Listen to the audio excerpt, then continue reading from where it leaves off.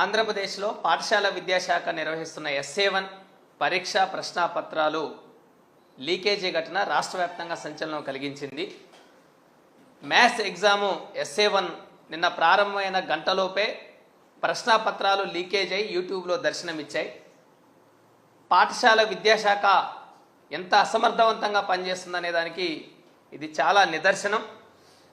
ప్రశ్నాపత్రాలు sealed కవర్లో ఉండాలి, కానీ అటువంటిది పరీక్ష ప్రారంభమైన గంటలోపే ఆన్లైన్లో ప్రశ్నపత్రం వచ్చిందంటే పాఠశాల విద్యాశాఖ పరీక్షల నిర్వహణని ఎంత దారుణంగా, ఎంత లోపభూయిష్టంగా, ఎంత నిర్లక్ష్యంగా నిర్వహిస్తుందో మన కళ్ళ ముందు కనపడతా ఉంది.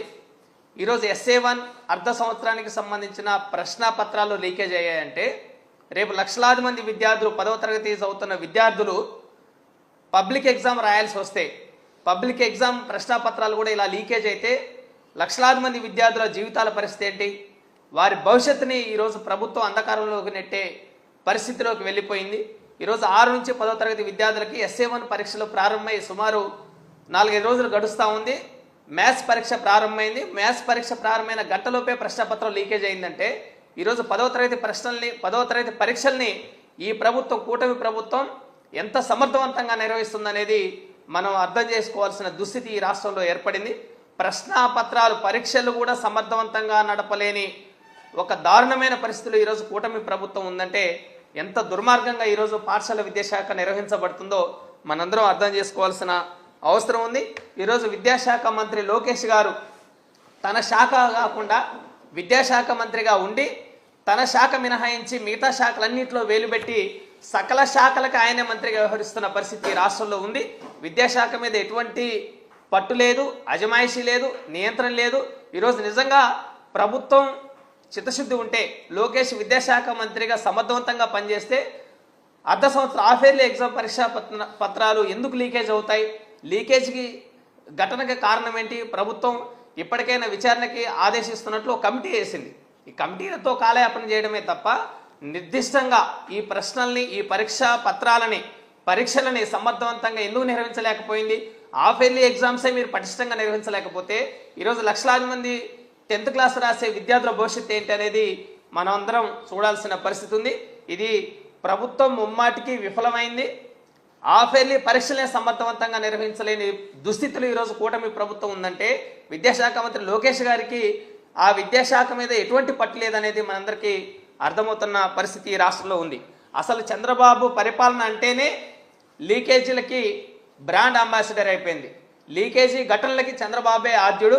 గతంలో 1997లో ఇంటర్మీడియట్ ప్రశ్నాపత్రాలను కూడా లీకేజీ ఆయన హయాంలోనే జరిగింది.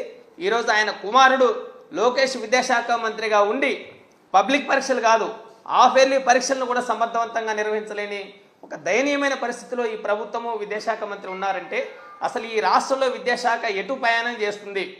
దాని పోకడ ఎటు? విద్యాశాఖ మంత్రికి విద్యాశాఖ మీద పట్టుందా, అజమాయిషీ ఉందా అనేది చాలా దారుణమైన పరిస్థితిలో ఈరోజు ఉన్నది. ఆయనకి విద్యాశాఖ మీద ఏమాత్రం నియంత్రణ లేదు.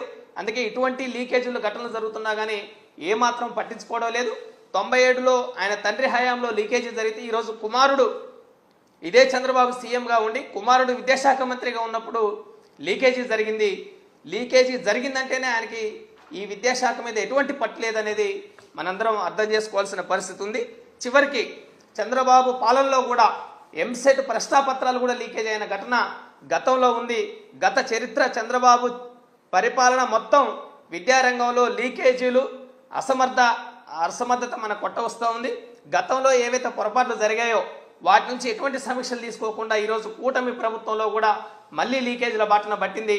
గతంలో ప్రైవేట్ యాజమాన్యాలు లీకేజీకి కారణమైతే ఈరోజు కూడా ప్రైవేట్ యాజమాన్యాలే తెర వెనకుండి ఇటువంటి ఎస్ఏ1, FA1 పరీక్షలన్నింటినీ లీకేజ్ అవుతున్నా కానీ ఏమాత్రం ప్రభుత్వం పట్టించుకోవడం లేదు, స్పందించడం లేదు. విద్యాశాఖ మంత్రి నిద్రపోతా ఉన్నాడు. అన్ని శాఖల్లో వేలు పెట్టి చివరికి వాటన్నిటిని అజమాయిషీ చేసే పరిస్థితి ఈరోజు లోకేష్కు ఉంది. అందుకనే పిల్లల చదువుల పట్ల, పిల్లల భవిష్యత్తు పట్ల ఈరోజు కూటమి ప్రభుత్వం చాలా దారుణంగా వ్యవహరిస్తూ ఉంది.